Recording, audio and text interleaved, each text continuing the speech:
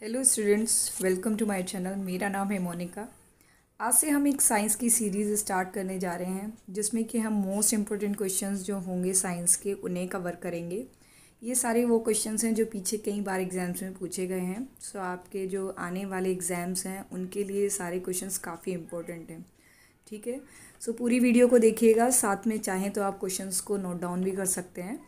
ठीक है, अगर आपको वीडियो अच्छी लगती है तो प्लीज़ वीडियो को लाइक कीजिएगा एंड साथ में मेरे चैनल को सब्सक्राइब भी कर लीजिए, जिससे कि आने वाले जो वीडियोस हैं उनके नोटिफिकेशंस आपको मिलते रहें। ठीक है, प्लीज़ आप वीडियो को शेयर भी किया कीजिए, जिससे ज़्यादा से ज़्यादा बच्चों को उसका बेनिफिट मिल सके। ठीक है, तो स्टार्ट करते हैं आज की वीडियो को। आज का हमारा जो फर्स्ट क्वेश्चन है वो है, brass gets discoloured in air because of the presence of which of the following gases in air. ये सारे जो क्वेश्चंस हैं मैंने इंग्लिश में लिए हैं, बट मैं इनका हिंदी एक्सप्लेनेशन भी आपको दे दूंगी। सो जो लोग हिंदी मीडियम से हैं वो भी इन सारे क्वेश्चंस को देख सकते हैं।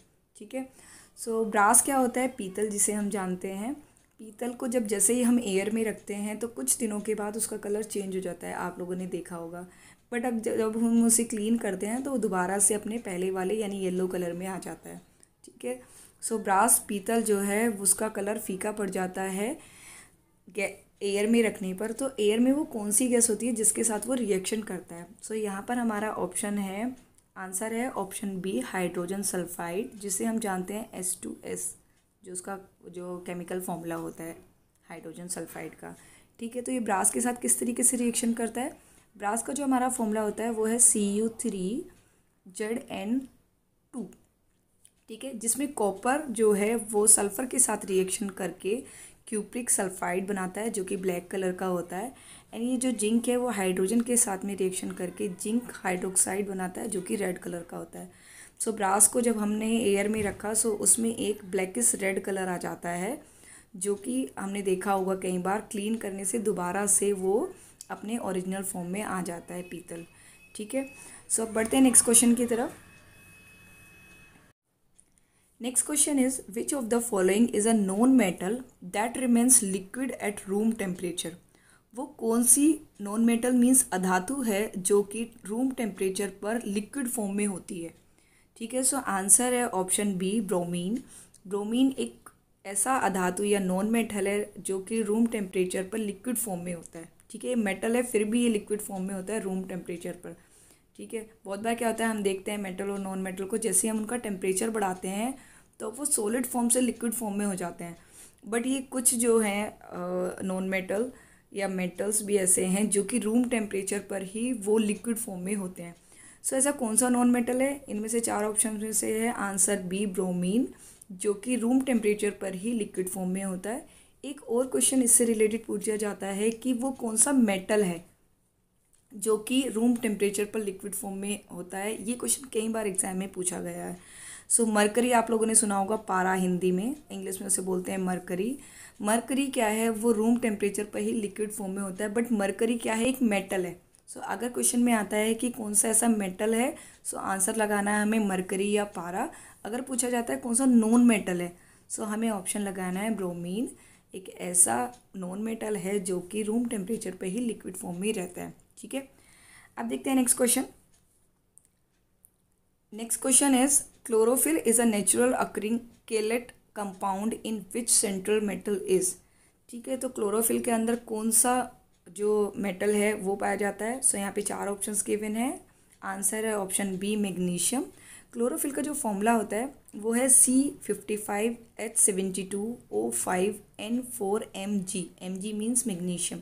ठीक है, क्लोरोफिल का यूज़ कहाँ होता है? आप लोगों ने देखा होगा, क्लोरोफिल का यूज़ होता है फोटोसिंथेसिस प्रोसेस, आप लोगों ने पढ़ा होगा, जिसे हिंदी में बोलते हैं प्रकाश संश्लेषण। प्रकाश संश्लेषण में होता क्या है कि ये जो हरे पेड़ पौधे होते हैं जिन्हें प्लांट्स बोलते हैं, वो अपना खाना यानी फूड प्रिपेयर करते हैं सनलाइट में। किसका यूज़ करके? क्लोरोफिल का यूज़ करके। ठीक है, क्लोरोफिल एंड वाटर, ठीक है, इनका यूज़ करके सनलाइट के प्रेजेंस में जो प्लांट्स होते हैं, हरे हरे पेड़ पौधे होते हैं, वो अपने लिए खाना प्रिपेयर करते हैं। उस प्रोसेस को बोलते हैं फोटोसिंथेसिस, हिंदी में बोलते हैं उसे प्रकाश संश्लेषण। ठीक है, अब देखते हैं नेक्स्ट क्वेश्चन। नेक्स्ट क्वेश्चन है, विच of the following is use in pencils? Pencil के अंदर जो जिससे हम राइटिंग करते हैं क्या यूज़ होता है पेंसिल्स के अंदर? आंसर है ऑप्शन ए ग्रेफाइट। वो जो ग्रे कलर की पेंसिल के अंदर निब होती है आप लोगों ने देखा होगा, ठीक है, वो किसकी बनी होती है? वो ग्रेफाइट की बनी हुई होती है। Next question is which of the following metal form an amalgam with other metals? ठीक है, सो वो कौन सी मेटल है जो कि अदर मेटल्स के साथ में अमलगम फॉर्म करती है, अमलगम बनाती है? ठीक है, सो आंसर है option B mercury. Mercury means पारा। पारा किसी अदर मेटल के साथ मिलके, पारा क्या है? एक मेटल है, अभी मैंने बताया था पारा एक धातु है, ठीक है। मरकरी वो किसी अदर धातु यानी मेटल के साथ में रिएक्शन करके क्या बनाती है? अमलगम बनाती है। अमलगम क्या होती है? एक मिश्र धातु होती है, ठीक है। वो कैसे बनती है? जब मरकरी किसी अदर मेटल के साथ रिएक्शन करती है, मींस पारा जब किसी धातु के साथ रिएक्शन करता है तो उससे क्या फॉर्म होता है? अमलगम फॉर्म होता है। ये क्वेश्चन भी कई बार पूछा गया है, इंपॉर्टेंट क्वेश्चन है, याद रखिएगा, ठीक है। नेक्स्ट क्वेश्चन है chemical formula for the water is, water का यानी पानी का केमिकल फॉर्मूला क्या है? सो आंसर है ऑप्शन बी H2O। कुछ और क्वेश्चंस भी देख लेते हैं जो वाटर से रिलेटेड पूछे जाते हैं एग्जाम में। वाटर का जो मेल्टिंग पॉइंट होता है वो होता है 0 डिग्री सेंटीग्रेड, जिसे हिंदी में बोलते हैं गलनांक, ठीक है। एंड वाटर का बॉइलिंग पॉइंट होता है 100 डिग्री सेंटीग्रेड। बॉइलिंग पॉइंट को हिंदी में क्या बोलते हैं? क्वथनांक। एंड वाटर मीन्स H2O का जो मोलर मास होता है जिसे हिंदी में बोला जाता है अनुभार, वो होता है 18 ग्राम पर मोल, ठीक है। 18 कैसे निकलता है? H2O H1 × 2 प्लस O के लिए क्या हमारा मास होता है? 16। सो 2 + 16 = H2O। मैं आपको बता देती हूँ 1 × 2 एंड O ऑक्सीजन के लिए, हाइड्रोजन के लिए मोलर मास कितना होता है? 1, ये इसकी जो 2 पावर है, प्लस ऑक्सीजन के लिए कितना होता है? 16। So total is 18। आपको याद रखना है वाटर का जो मोलर मास है जिसे हिंदी में बोलते हैं अनुभार, उसकी वैल्यू कितनी होती है? 18 ग्राम पर मोल, ठीक है। अब देखते हैं नेक्स्ट क्वेश्चन। नेक्स्ट क्वेश्चन है the gas usually filled in the electric bulb is, electric bulb के अंदर कौन सी गैस फिल की जाती है? सो बल्ब के अंदर जो गैस फिल की जाती है वो है answer option A nitrogen. So electric bulb के अंदर आपने एक वायर देखा होगा, वो टंगस्टन का बना होता है। सो जब इलेक्ट्रिसिटी जब पास की जाती है इलेक्ट्रिक बल्ब के थ्रू, सो वो टंगस्टन का वायर जो होता है वो हीट करने लग जाता है, जिसकी वजह से हमें लाइट दिखाई देती है, ठीक है। तो उसका टेम्परेचर बहुत ज़्यादा बढ़ जाता है।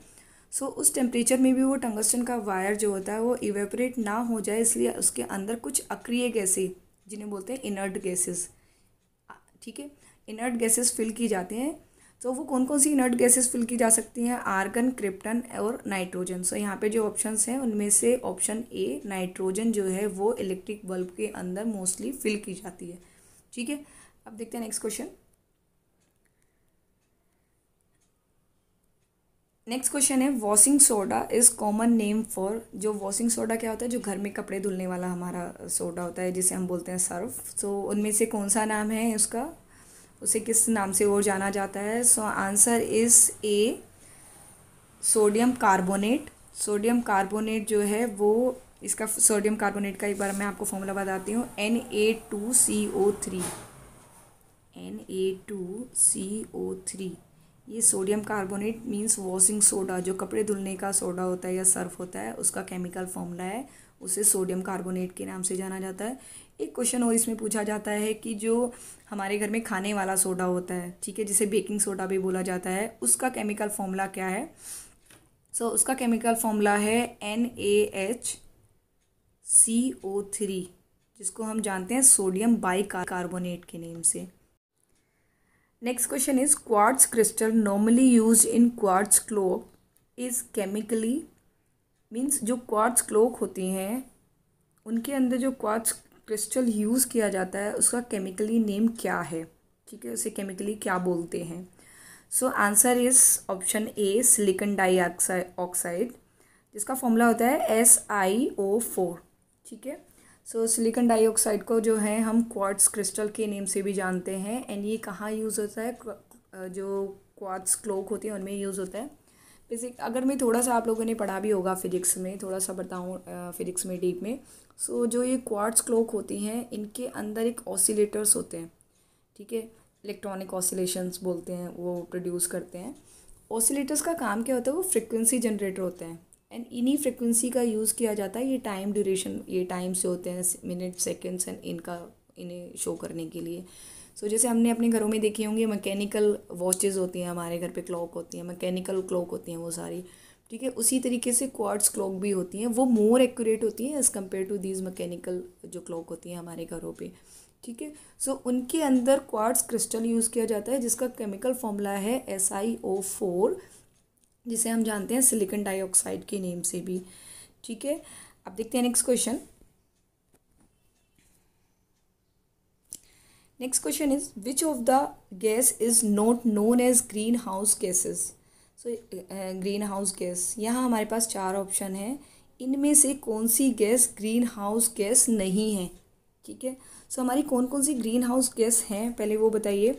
ग्रीन हाउस गैस हमारी हैं वेपर, जिसे हिंदी में बोलते हैं भाप, ठीक है, and carbon dioxide, methane, nitrous oxide and ozone, ये सारी हमारी जो हैं ग्रीन हाउस गैस हैं। अब इनमें से कौन सा ऑप्शन नहीं है। सो मीथेन भी है हमारी, नाइट्रस ऑक्साइड भी है हमारी, ठीक है, कार्बन डाइऑक्साइड भी हमारी ग्रीन हाउस गैस है, एंड ऑप्शन डी जो है वो हाइड्रोजन, वो ग्रीन हाउस गैस नहीं है, ठीक है। सो ऑप्शन में दिया हुआ था कौन सी ग्रीन हाउस गैस नहीं है, सो हाइड्रोजन हमारी जो है ग्रीन हाउस गैस नहीं है। अब आप लोगों ने ग्रीन हाउस इफेक्ट भी पढ़ा होगा, जिसे हिंदी में बोलते हैं हरित गृह प्रभाव, ठीक है। उसमें क्या होता है, ग्रीन हाउस गैसेस होती क्या है, जैसे कि जो अर्थ है सपोज करो, या कोई और भी उपग्रह है, तो या कोई और भी प्लैनेट है, सो उसके ऊपर जैसे ही सन की जो ये रेडिएशंस आ रही हैं, सो जो ये ग्रीन हाउस गैसेस होती हैं, ये वो गैसेस होती हैं जो कि उन सन की जो रेडिएशंस हैं उनको एब्जॉर्ब कर लेती हैं और उन्हें रिफ्लेक्ट नहीं होने देती हैं वापस, क्योंकि अगर सन की लाइट आएगी और वो एब्जॉर्ब होकर प्लेनेट पर ही रह जाएगी, दैट मीन्स वहाँ पर क्या हो जाएगा, गर्मी बढ़ जाएगी, जिसकी वजह से क्या हो जाता है, ग्लोबल वार्मिंग आपने सुना होगा। एंड ग्लोबल वार्मिंग की वजह से क्या हो जाता है, जब प्लैनेट के ऊपर ज़्यादा गर्मी बढ़ जाएगी तो वहाँ पे जो आइस के ग्लेशियर्स हैं वो पिघलना स्टार्ट हो जाएंगे, जिसकी वजह से बाढ़ आना स्टार्ट हो जाएगी या वाटर लेवल जो है बहुत ऊपर चला जाएगा, ठीक है। ये सारी चीज़ें आपने पढ़ी होंगी, जिसे हम बोलते हैं green house effect. Green house effect में क्या होता है, ग्रीन हाउस गैसेज होती हैं जो प्लैनेट के ऊपर जो सन की रेडिएशंस हो रही हैं उन्हें एब्जॉर्ब करके प्लैनेट को क्या कर देती हैं, गर्म कर देती हैं, उसको बोलते हैं ग्लोबल वार्मिंग, ठीक है। सो ये 4-5 जो गैसेस मैंने बताई हैं आपको, वेपर यानी भाप, carbon dioxide, methane, nitrous oxide and ozone, ये सारी ग्रीन हाउस गैसेस हैं जो कि किसी भी प्लैनेट को गर्म करती हैं, यानी जो रेडिएशंस आ रही हैं सन से उनको एब्जॉर्ब करती हैं, ठीक है। सो अब देखते हैं नेक्स्ट क्वेश्चन।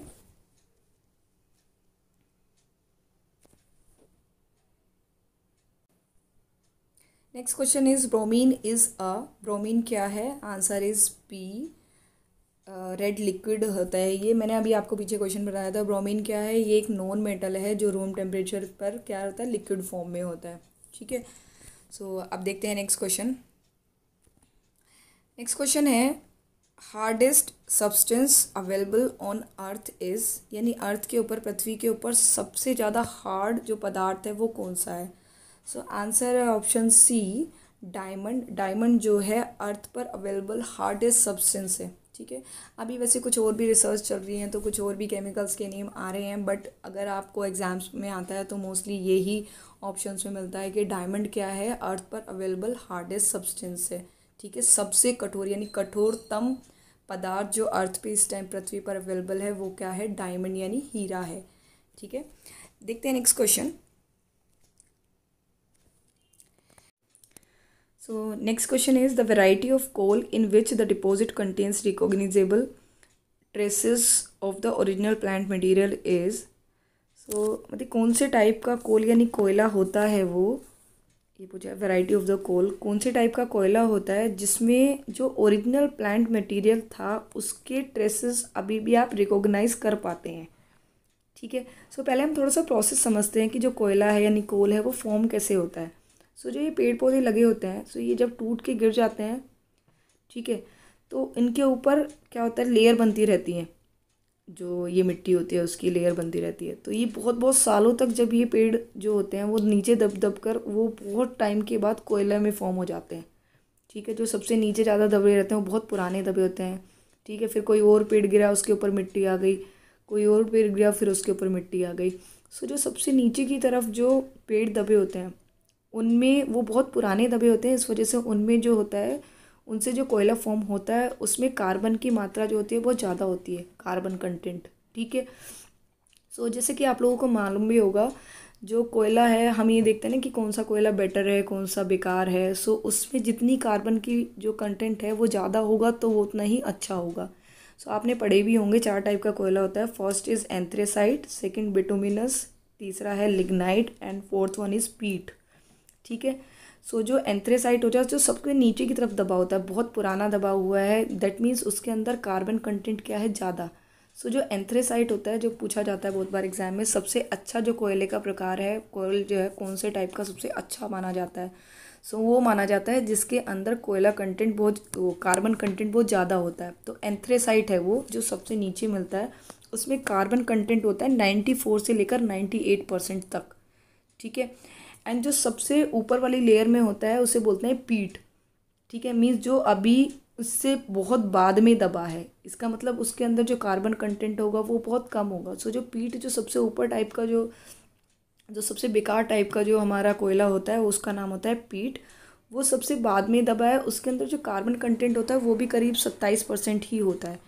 ठीक है, सो जब ये सबसे बाद में दबा है तो हम ये समझ सकते हैं कि इसके अंदर जो प्लांट जो ओरिजिनल प्लांट था उसके ट्रेसेस अभी भी आप रिकॉग्नाइज कर पाएंगे। ठीक है, इनके कंपैरिजन में, बिकॉज ये बहुत पहले से दबे हुए हैं। ठीक है, सो कौन से टाइप का इन चारों में से कौन सा ऑप्शन है, आंसर है ऑप्शन डी पीट, क्योंकि ये सबसे बाद में दबा है। अगर हम अर्थ के सरफेस को देखें सो ये लोएस्ट डेप्थ में है। जब सबसे पहले आप खोदना स्टार्ट करेंगे तो आपको जो कोयला मिलेगा वो कौन से टाइप का मिलेगा, पीट मिलेगा, फिर लिग्नाइट मिलेगा, फिर बिटुमिनस मिलेगा, फिर एंथ्रेसाइट मिलेगा। एंथ्रेसाइट के अंदर सबसे ज़्यादा कार्बन कंटेंट होता है, पीट के अंदर सबसे कम जो कार्बन कंटेंट होता है। एंड पीट जो होता है वो बहुत हानिकारक भी होता है बिकॉज इसमें कार्बन कंटेंट तो होता नहीं है। ठीक है, इसको जलाने पे जो धुआं गैसेस निकलती हैं वो भी बहुत हानिकारक होती हैं। ठीक है, सो यहाँ पर क्वेश्चन क्या था, the variety of the coal in which deposit contains recognisable traces of the original plant material is. जो ओरिजिनल प्लांट गिरे थे उनके ट्रेसेस अभी भी कौन से टाइप का जो कोयला होता है जिसमें सबसे ज़्यादा आप रिकॉग्नाइज कर पाते हैं। सो वो कौन से टाइप का है, पीट, जिसमें कार्बन कंटेंट कितना होता है, ओनली 27%। और अगर क्वेश्चन आता है कि सबसे अच्छे टाइप का जो हमारा कोयला होता है वो कौन सा होता है, तो आंसर है एंथ्रेसाइट, जिसके अंदर 94 से लेकर 98% तक कार्बन कंटेंट होता है। ठीक है, अब देखते हैं next question. Next question is which of the following is use as lubricant. Lubricant क्या होता है, चिपचिपा पदार्थ जिसे हम बोलते हैं, जैसे हम ऑयल होता है, हम बहुत बार क्या करते हैं ऑयल का यूज़ करते हैं एज अ लुब्रिकेंट। तो इनमें से कौन सा जो है लुब्रिकेंट की तरह यूज़ किया जाता है। 4 ऑप्शन यहाँ पे दिए हुए हैं, graphite, silica, iron oxide and diamond. So answer है ऑप्शन ए, ग्रेफाइट को हम एज अ लुब्रिकेंट भी यूज़ करते हैं। देखो पहली बात तो ये समझते हैं कि लुब्रिकेंट का काम क्या होता है, वो करता क्या है। सो जब भी दो सरफेसेस आपस में टच करते हैं तो उनके बीच में फ्रिक्शन यानी जिसे बोलते हैं घर्षण। ठीक है, दो सरफेसेस आपस में टच करने पे जो घर्षण क्रिएट होता है उसको कम करने के लिए हम लुब्रिकेंट लगाते हैं। आपने बहुत सारी मशीनों में देखा होता होगा ऑयल डालते हैं एज अ लुब्रिकेंट। ठीक है, तो वो हो गया लिक्विड लुब्रिकेंट। जो ग्रेफाइट है वो mostly as a dry lubricant use किया जाता है, यानी सूखी फॉर्म में होता है ये। इसको लिक्विड फॉर्म में भी कन्वर्ट कर लिया जाता है, किसी लिक्विड के अंदर इसको डाल के ग्रेफाइट को वो लिक्विड फॉर्म में होकर फिर हम इसकी ऐसे पॉलिशिंग करते हैं जिसमें से वो लिक्विड निकल जाता है और ग्रेफाइट की एक लेयर आ जाती है। तो इस तरीके से भी इसको लिक्विड ग्रेफाइट को भी यूज़ किया जाता है एज अ लिक्विड या वेट, जिसे हम बोल सकते हैं लुब्रिकेंट की तरह भी यूज़ किया जाता है। बट मोस्टली ग्रेफाइट को हम ड्राई लुब्रिकेंट की तरह यूज़ करते हैं। ठीक है, सो इनका एक बेनिफिट क्या होता है, जब भी देखो आप ऑयल डाल रहे हो, आपने देखा होगा तो उसके कुछ रेसिड्यूज रह जाते हैं, मीन्स बाद में एक और चिपचिपा सा वो रह जाता है जो क्या करता है, जो डस्ट होती है उसको कैच करता है। इसलिए बहुत जगह क्या होता है कि हम वेट जो लुब्रिकेंट होते हैं उनको यूज़ नहीं करते हैं। तो वहाँ पर हमें क्या यूज़ करने की ज़रूरत पड़ती है, ड्राई लुब्रिकेंट की ज़रूरत पड़ती है। एंड ड्राई में कौन सा यूज़ होता है, ग्रेफाइट का यूज़ होता है। ड्राई ग्रेफाइट बेसिकली होता क्या है, ग्रेफाइट जो एक कार्बन की फॉर्म है। ठीक है, सो जो कार्बन को आपने देखा होगा, इसके जो कार्बन्स के जो एटम्स होते हैं इनकी बॉन्डिंग बहुत स्ट्रॉन्ग होती है। बट जैसे ही एटमॉस्फेयर में आते हैं सो उनके जो एटम्स होते हैं उनकी बॉन्डिंग जो है ब्रेक हो जाती है एंड वो एज अ लुब्रिकेंट फिर यूज़ कर सकते हैं। लुब्रिकेंट तो वो चीज़ होगी ना जो कि फिसले। अगर बॉन्ड स्ट्रॉन्ग होंगे तो वो फिसलेगी कैसे, बट एटमॉस्फेयर में आने के बाद उनकी जो बॉन्डिंग है वो वीक हो जाती है and we can use it as a lubricant. ठीक है, सो आप दूसरी चीज़ हमें ये याद रखनी है यहाँ पर कि इसमें मतलब कि इसका नेगेटिव, अब हमने इसका पॉजिटिव देख लिया था, जहाँ हम वेट यूज़ नहीं करते हैं वहाँ पे हम ड्राई को यूज़ करते हैं, ड्राई में हम ग्रेफाइट यूज़ कर रहे हैं, बट इसके लॉसेस भी, इसमें कुछ कुछ इसके साइड इफेक्ट वो भी होंगे, नेगेटिव पॉइंट्स भी होंगे। सो ग्रेफाइट का नेगेटिव पॉइंट क्या है, यानी ड्राई लुब्रिकेंट अगर आप यूज़ कर रहे हैं तो उसका नेगेटिव पॉइंट क्या है, जब भी आप ड्राई को यूज़ करते हैं सो ये क्या करता है कि जिन दो सरफेसेस के बीच में आप ड्राई लुब्रिकेंट को लगा रहे हैं सो ये उन सरफेसेस से बॉन्डिंग नहीं कर पाता है। ठीक है, क्योंकि इसके बॉन्ड कम हो जाते हैं, तभी हम इसे एज अ लुब्रिकेंट यूज़ कर रहे हैं, तो ये उनके साथ बॉन्ड नहीं बना पाता है सरफेसेस के साथ। जैसे कि आपने ऑयल डाला तो वो क्या होता है, सरफेस पे चिपक जाता है, बट अगर आप ड्राई लुब्रिकेंट डालेंगे तो वो सरफेस पे चिपकेगा नहीं। इसका मतलब वो कुछ टाइम के बाद निकल जाएगा, आपको बार बार उस ड्राई लुब्रिकेंट को यूज़ करना पड़ेगा। ठीक है, ऑयल डाल दिया तो फिर क्या है, वो सरफेस पे चिपक गया, वो काफ़ी थोड़े टाइम तक रिमेन रहेगा, वहाँ पे लगा रहेगा। बट ड्राई लुब्रिकेंट अगर आप यूज़ कर रहे हैं तो वो कुछ टाइम के बाद हट जाएगा और आपको वहाँ पे बार बार जो ड्राई लुब्रिकेंट का यूज़ करना पड़ेगा। ये इसका एक नेगेटिव पॉइंट है। ठीक है, अब बढ़ते हैं नेक्स्ट क्वेश्चन की तरफ। Next question is the inert gas which is substituted for nitrogen in the air used by deep sea divers for breathing। Means जो डीप सी मीन्स गहरे समुद्र के अंदर जो डाइवर्स होते हैं, जो डाइव करते हैं, नीचे जाते हैं, वो ब्रीदिंग यानी सांस लेने के लिए नाइट्रोजन की जगह कौन सी गैस का यूज़ करते हैं। ठीक है, तो सबसे पहले हम देखते हैं कि कौन कौन सी गैस का वहाँ पे यूज़ किया जाता है जो ये डाइवर्स जाते हैं। तो यहाँ पर ऑक्सीजन एंड नाइट्रोजन का मिक्सर करके जो उसके साथ ले जाते हैं सिलेंडर्स में भर के, जो डीप सी में डाइवर्स जाते हैं वो एक सिलेंडर फॉर्म में ले जाते हैं। बट वहाँ क्या होता है, जैसे ही आप डीप सी के अंदर जा रहे हो तो सी के अंदर जितने ये डाइवर्स जाते हैं इन पे प्रेशर्स बढ़ना शुरू हो जाता है। जितना नीचे जाएंगे, अंदर जाएंगे सी के, समुद्र के जितना अंदर जाएंगे, इनकी बॉडी पे उतना प्रेशर ज़्यादा बढ़ना स्टार्ट हो जाता है। सो जो इनके सिलेंडर में ऑक्सीजन एंड नाइट्रोजन का मिक्सचर था, ये जो नाइट्रोजन थी प्रेशर के बढ़ने की वजह से नाइट्रोजन जो ब्लड में ज़्यादा घुल जाती है, बट जैसे ही वो ऊपर आते हैं, वापस आते हैं, सो जो बहुत तेज़ी से प्रेशर की वजह से नाइट्रोजन उनके ब्लड के साथ घुल गई थी, अब वो वापस आती है। ठीक है, अब जब वो एकदम से वापस आती है तो वहाँ पर वो बबल्स छोड़ देती है। ठीक है, ब्लड में, तो ब्लड में जब बबल्स आ जाते हैं तो उसकी वजह से जो वो होती है कैपिलरीज होती हैं, उनमें वो बबल्स जो होते हैं वो ब्लॉकेज क्रिएट कर देते हैं, जिसे बोलते हैं, इस प्रोसेस को बोलते हैं बैंड बन जाते हैं। सो जो कि प्रॉब्लम कर देते हैं। ठीक है, इनकी वजह से किसी भी इंसान की जान तक भी जा सकती है।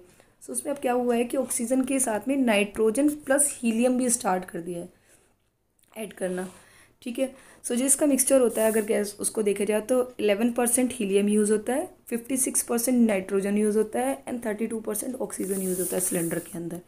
इस सारे मिक्सचर को जाके, क्योंकि ये जो हीलियम होता है वो जो प्रेशर में आकर उतना जो ब्लड है उसके साथ उतना ज़्यादा नहीं घुलता है जितना कि नाइट्रोजन घुलता है, इसलिए नाइट्रोजन के साथ साथ अब हीलियम भी यूज़ किया जाता है। Next question is the property of a substance to absorb the moisture from the air on exposure is called.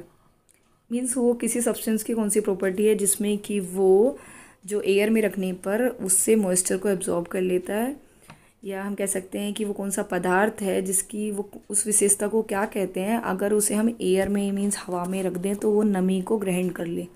ठीक है, पहले आप इसको एक एग्जांपल से समझ सकते हैं, जैसे कि नमक है, अगर हम नमक को नमक का जो केमिकल नेम होता है वो क्या होता है, NaCl। ठीक है, सो अगर नमक को एयर में छोड़ देते हैं, आप देखते हैं कुछ देर के बाद वो उसमें पानी सा आ जाता है। ठीक है, दैट मीन्स वो जो एटमॉस्फेयर में नमी थी यानी जो मॉइस्चर था उसने उसे एब्जॉर्ब कर लिया और अब वो जो सूखा था वो लिक्विड उसको जो है मॉइस्चर में कन्वर्ट हो गया है। सो आंसर है ऑप्शन बी, डेल्क्वेस्केंस। ठीक है, डेल्क्वेस्केंस वो प्रॉपर्टी है सब्सटेंस की जिसमें कि वो जो सब्सटेंस है मॉइस्चर एयर में रखने पर मॉइस्चर को एब्जॉर्ब कर लेता है। ठीक है, अब देखते हैं next question. Next question is in which of the following activities silicon carbide is used. ठीक है, सिलिकॉन कार्बाइड का यूज़ कहाँ पर होता है। So answer is option C, cutting very hard substance. जो बहुत ही ज़्यादा कठोर सब्सटेंसेस होते हैं उनको कट करने के लिए सिलिकॉन कार्बाइड का यूज़ किया जाता है। ठीक है, सिलिकॉन कार्बाइड का जो फॉर्मूला है वो है SiC। ये काफ़ी हार्ड होता है एंड ये सिंथेटिकली प्रोड्यूस किया जाता है, क्रिस्टलाइन कंपाउंड जो होते हैं ना सिलिकॉन के और कार्बन बन के उसको मिला के। ठीक है, चलिए आज की इस वीडियो को यहीं एंड करते हैं एंड इस सीरीज़ को हम कंटिन्यू रखेंगे। और भी जो इंपॉर्टेंट क्वेश्चंस हैं इस सीरीज़ के हम नेक्स्ट वीडियो में डिस्कस करेंगे। अगर आपको वीडियो अच्छी लगी हो, आपको वीडियो समझ में आई तो प्लीज़ कमेंट बॉक्स में लिखिएगा एंड वीडियो को लाइक कीजिएगा। साथ में प्लीज़ चैनल को सब्सक्राइब कर लीजिए अगर जिन लोगों ने सब्सक्राइब नहीं किया है, जो लोग न्यू हैं। जिन्होंने सब्सक्राइब किया हुआ है तो थैंक्स फॉर ऑल देम। तो मिलते हैं नेक्स्ट वीडियो में, तब तक के लिए अपना ध्यान रखिए, पॉजिटिव रहिए, अपनी पढ़ाई कंटिन्यू रखिए। ये आपके पास अच्छा टाइम है, आपको टाइम मिल रहा है। सारे एग्ज़ाम्स मोस्टली अभी पोस्टपोन्ड हैं, तो इस टाइम पे आपको जो ये टाइम मिला है उसका बेनिफिट उठाइए। मिलते हैं नेक्स्ट वीडियो में। चलिए ठीक है, तब तक के लिए टेक केयर, बाय बाय।